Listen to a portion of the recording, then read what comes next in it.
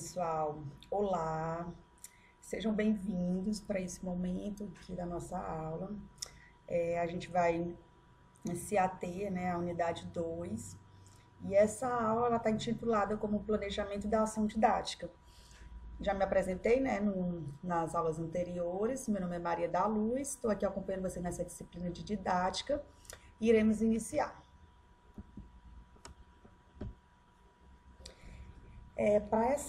Para esse momento, né, nós temos os tópicos direcionados para a aula. Então, assim, são 3 pontos-chave que a gente vai discutir. O primeiro é a questão das transformações sociais e os desafios para o ensino. Isso é mais uma discussão sobre o que está acontecendo, sobre alguns eventos que se passaram, né, na sociedade, e que, de uma certa forma, nos impactou, trouxe impactos para o sistema de ensino, para a forma de ensinar, como ensinar, e a gente vai fazer essa discussão. O tópico número 2 é mais relacionado mesmo à parte de que vocês precisam, de fato, né, ter uma atençãozinha maior, porque é a parte desse planejamento, que é o tópico mesmo da aula, que é o planejamento da ação didática. Como se dá, né, na verdade, todo esse planejamento para nós termos uma aula mais didática, uma aula que envolva mais os alunos. Então, dentro desses tópicos, a gente vai entender um pouco, né, as concepções de planejamento, os tipos de planejamento, as funções desse planejamento e os elementos do plano de aula. Nesse momento, eu trouxe, né, um plano de aula para já apresentar para vocês, para fazer uma breve introdução do que a gente vai ver na próxima unidade também, na unidade seguinte. Então, é só para vocês terem mais ou menos uma ideia. E no tópico número 3 é a questão da avaliação da aprendizagem, que é algo muito importante, que infelizmente eu trago ela aqui como, na verdade, o terceiro tópico, mas ele não que ele seja o menos importante.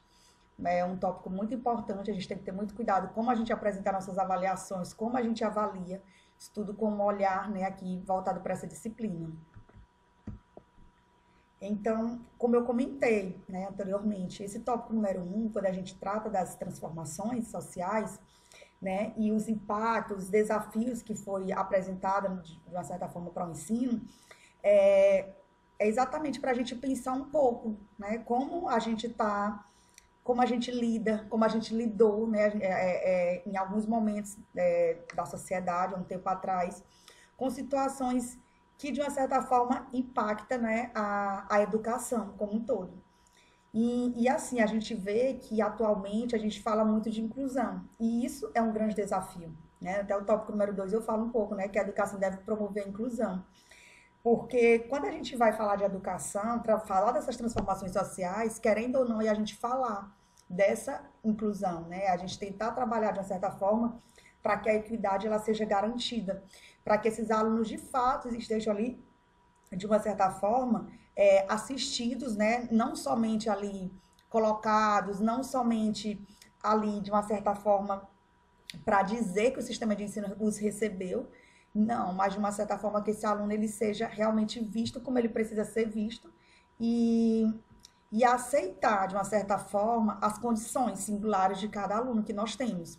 Então, assim, uma das transformações que a gente pode trazer aqui como um desafio para o ensino, querendo ou não, essa questão da inclusão, porque não é fácil o professor planejar uma aula, a gente tirar um tempinho para fazer um PEI, né, fazer um plano de educacional individualizado para aquele aluno, são desafios que nós precisamos, de uma certa forma, nos qualificar, e tudo isso leva várias questões, né, para o sistema de ensino. Por isso, quando a gente fala também de planejamento, isso também entra, é um tópico que entra.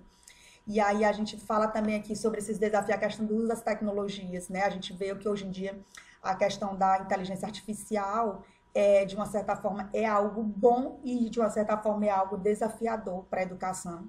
O professor o tempo todo agora tem que estar atento, se foi o aluno que escreveu ou se foi a inteligência artificial que fez aquele texto, né? Então, seria uma das outras transformações que a sociedade apresenta para a gente e que, de uma certa forma, se torna um desafio, né, para a ação docente.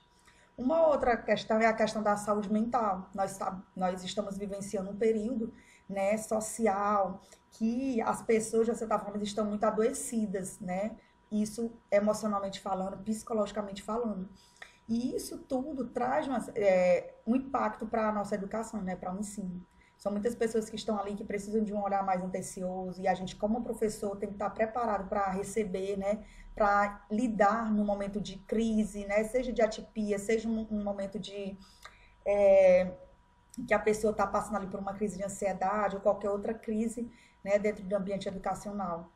E aí a gente fala também de uma outra transformação, né? Que vem para a sociedade como desafio a segurança dentro da própria escola, né? E várias outras questões, né, são vistas dentro dessas que a gente considera, né, como desafios escolares, desafios para o ensino, porque as transformações sociais elas se apresentam, porém a gente vê que não é fácil.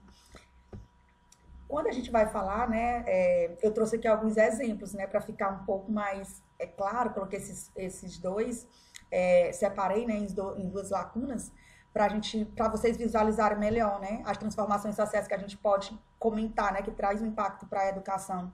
A questão da pandemia, né, a gente não precisa nem discutir muito, porque foi algo que muita gente sentiu, né? Quantas pessoas precisaram se formar no período da pandemia, quantas pessoas precisaram iniciar um curso superior no período da pandemia e que realmente não foi fácil. As mudanças culturais, né, que a gente vem presenciando, né, no nosso dia a dia, a gente vê como isso impacta, de uma certa forma, influencia, né, o aprendizado, o relacionamento das pessoas, né, dos alunos. A questão das desigualdades, né, eu já comentei agora há pouco, né, sobre a questão da inclusão, e querendo ou não, ela entra também aqui quando a gente vai falar de desigualdades, que as desigualdades elas não são só sociais, econômicas, né? Não. Ela existe também a questão da desigualdade quando a gente vai falar de inclusão, que infelizmente, na maioria dos casos, os alunos passam por essa desigualdade. Aí vem a questão da tecnologia, que eu já comentei, a questão da própria cidadania, né, que a gente fala, porque não é fácil a gente promover uma pessoa, né, uma ação, a gente promover a questão da cidadania, pensando no desenvolvimento de valores que os alunos precisam ter, né? Porque conscientizar não é algo fácil, é algo muito difícil. E aí a gente vem para essa parte da formação integral, que é realmente a gente pensar como formar esse aluno integralmente, né? Para que a gente pense nessas habilidades que eles precisam desenvolver e, assim, motivar, incentivar e criar, proporcionar uma criatividade voltada para um pensamento crítico é uma das nossas maiores, dizer que é uma transformação social que vem sendo apresentada e, ao mesmo tempo, né, a gente precisa estar preparado para isso, para que ele não se torne um grande desafio, apesar de ser né, um desafio para nós que somos professores e para os futuros professores. E aí os desafios, né, que eu trago, pontuei aqui a questão da inclusão e equidade, né, engajamento, motivação, a própria formação docente, de uma certa forma, é um desafio, porque você precisa se organizar, precisa ter tempo para estudar, se qualificar. A questão da segurança e saúde mental, né, eu falei agora um pouco. A tecnologia, né, comunicação com a comunidade, a gestão escolar, que precisa, de uma certa forma, ser eficiente, a gente precisa estar com esse diálogo diariamente. E aí a gente vem para a escola como um agente de transformação social. Porque o papel da escola, querendo ou não, gente, se vocês pararem para ler esse texto, a escola ela precisa ser um agente da transformação social. Então, assim, a gente precisa entender que não é somente abrir as portas e dizer nós temos aluno com essa deficiência, nós temos alunos, tantos alunos, não. A gente precisa, de fato, promover, né, essa educação, né, com igualdade, oportunidade, e, ao mesmo tempo, pensando sempre nesse desenvolvimento de valores, que é algo que precisa, de fato, ser visto dentro do sistema de ensino, dentro dessa questão. E aí a gente pensar na escola realmente como um espaço de diálogo, né? Uma escola que seja conectada, que esteja sempre ali, né, envolvida com a comunidade, com a família. Quando a gente chega nesse planejamento da ação didática, que é o ponto-chave aqui da aula, a gente vai pensar muito nisso, porque não adianta a gente tentar pensar em didática sem pensar no planejamento. Então, o planejamento é o ponto-chave de uma aula bem elaborada, de uma aula com dinâmica, de uma aula criativa. Então, né, até no último parágrafo traz, é uma bússola que guia o professor. Então, assim, você precisa ter esse planejamento, né? Planejamento da ação didática, é exatamente a gente planejar, é pensar numa aula, né, de acordo com nossos alunos, de acordo com o nosso público-alvo, uma aula bem interessante, uma aula didática, uma aula diferenciada. E aí, aqui dentro das concepções do planejamento, no material de vocês está bem explicadinho. Né? A gente traz essa questão do planejamento, porque ela vem com duas concepções, né? Que é a funcionalista e as dialéticas. Então, é quando a gente pensa muito na questão do tradicional, daquele assunto, daquele conteúdo, daquela aula, né?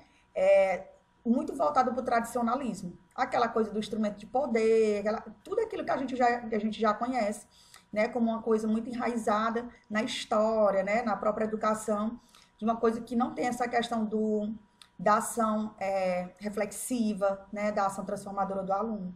E a dialética é exatamente isso, a gente até pensar nesse planejamento, é quando a gente pensa numa mudança, é quando a gente está ali para pensar em situações que o aluno de fato vão refletir, vão ser críticos e vão ter um aprendizado, né, bem diferenciado e um aprendizado para a vida.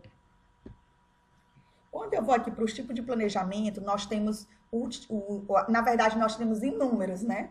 Então, assim, a gente vai pontuar, né, o planejamento, quando a gente vai falar como um todo, são diversos, mas eu vou trazer aqui para a nossa vida acadêmica, né, para o processo educacional em si. Aí nós temos o planejamento educacional, nós temos, na verdade, quando eu ponto esses 4, né, é só para dizer para vocês que existem números, porém a gente vai pontuar os 4 que a gente tem aqui, né, por conta do tempo também. Esse planejamento educacional está muito voltado para a questão do próprio sistema de ensino. Então, o planejamento que a escola, né, que o sistema vai fazer como um todo, né, nós temos até essa questão da abrangência, que ele é muito maior. E aí, quando a gente vai para a questão do planejamento escolar, e até assim, porque o planejamento educacional como um todo, ele vai ter que chegar na escola. Então, a escola precisa estar planejada. E aí, aquela coisa mais que envolve a questão mesmo das decisões, é o planejamento que a escola precisa fazer. Quando a gente vai para o outro tipo de planejamento, que é o planejamento curricular, é quando a gente vai falar muito da questão das dinâmicas, de dentro da dinâmica da própria escola, né, do próprio currículo. A gente tem que entender bem que no planejamento curricular também, eu vou pontuar, que é necessário a gente pensar no currículo adaptado, é nesse momento aqui do planejamento curricular. Porque é nesse momento que a gente pensa num currículo que vá, de uma certa forma, garantir a inclusão dos alunos. E aí a gente vem para a parte do planejamento de ensino, né, que é realmente a questão do trabalho pedagógico, que envolve as situações, né, de interação do professor e do aluno, que é o que a gente precisa, de fato. E aí, quando a gente vai para as funções do planejamento, elas são inúmeras, né? Nós temos inúmeras funções do planejamento, que, de uma certa forma, ela nos traz, né, como lá no início a gente falou, né, o planejamento é uma bússola. Então, as funções dela, elas são inúmeras. Né, no próprio material eu pontuei cada uma e fui explicando o que seria essa organização de direcionamento, o que é essa eficácia e essa eficiência, a avaliação e monitoramento. Por que precisa haver uma avaliação e um monitoramento da própria função do planejamento, da próprio fazer pedagógico? Né? Então, isso tudo está dentro das funções do planejamento, que é necessário para que a gente tenha um sistema de ensino, né? Uma aula, né, um sistema de ensino organizado, mas a gente viu lá o planejamento educacional dentro da escola, o planejamento educacional que muitas vezes vem lá do MEC, que precisa ter um impacto dentro da sala de aula. E aí a gente chega aqui nessa parte dos elementos do plano de aula, gente.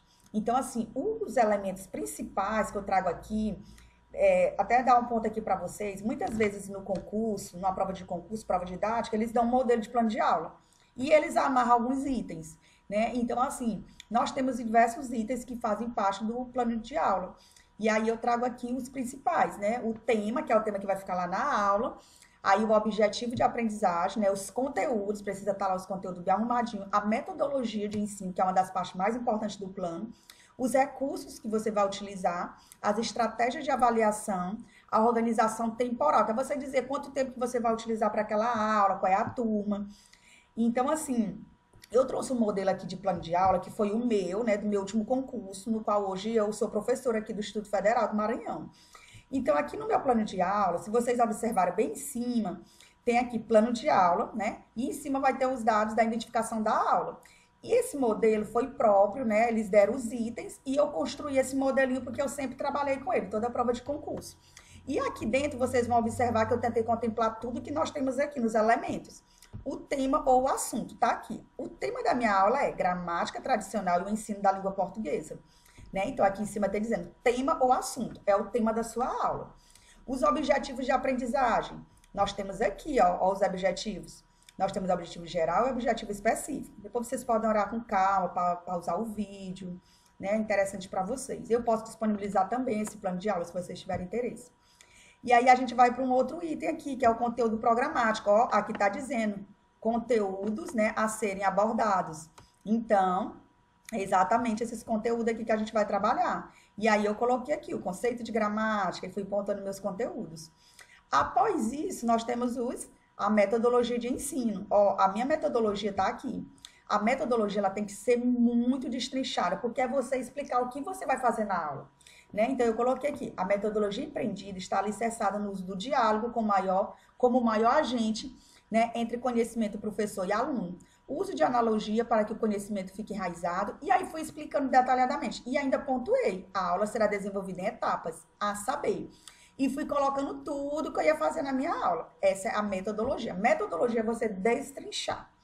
Né? E aí a gente vai para os recursos, que é tudo que a gente vai utilizar na aula. Ó, os recursos, né? Plano de aula, eu vou dizer o data show, tudo você vai usar, pincel, apagador, é isso. E aí a gente vai para a parte, que é a parte das estratégias de avaliação, como a gente vai ser avaliado. Como você vai avaliar o aluno, se é só observação, se vai ter alguma atividade, se vai ter alguma prova. E a organização temporal, já falei para vocês, minha organização ela tá bem no comecinho, ó.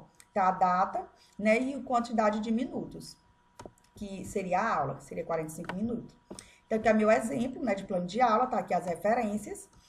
E aí, por fim, eu trago a questão da avaliação da aprendizagem, né, que a avaliação da aprendizagem, ela, na verdade, ela tem que acompanhar, né, de uma certa forma, o aprendizado do aluno, mas ela não deve ser vista somente como isso, né. Então, assim, muitas vezes o aluno fala, na avaliação é só para saber se o aluno aprendeu. Não é exatamente isso, gente. Então, assim, quando a gente vai acompanhar e medir, né, o progresso do aluno em si, a gente consegue fazer isso de diversas maneiras. E as avaliações, elas são de diversas maneiras, né? Não adianta eu dizer que vai aplicar uma prova e saber se o aluno aprendeu através daquela prova e pronto, acabou. Não é, né? Nós temos vários instrumentos e abordagens para fazer isso. E aí nós temos os tipos de avaliação da aprendizagem, né? Que é a avaliação diagnóstica, a formativa e a sumativa. A diagnóstica é para, de fato, né, eu perceber no primeiro momento qual é a questão da turma. Essa avaliação, ela é muito presente, né, no início dos períodos que a gente trabalha. E aí a gente vai para a formativa, né, que é, na verdade, acompanhar esse processo de aprendizagem do aluno, né, a gente vê, né, o desenvolvimento, feedback, tudo que a gente precisa. E aí a gente vem para a somativa, né, que, na verdade, é o resultado final de todo esse processo de aprendizagem, de planejamento, de ação didática, e que geralmente ela acontece no final do período. Aí aqui eu vou explicar um pouco fora, que é a questão de vocês lerem lá o texto e darem, né, a opinião de vocês, né, em relação ao planejamento, né, se realmente é um desafio hoje em dia fazer uma aula bem didática, uma aula diferente. E aqui eu trago, né, uma frase: estude com dedicação e nada no mundo poderá afastar você dos seus sonhos. Então, para a gente alcançar os nossos sonhos é só por meio dos estudos, é por meio da educação, é por meio da nossa constância, da nossa evolução diária, né, em cima dos nossos desafios e tudo que a gente precisa superar. Então, um abraço e até a próxima aula.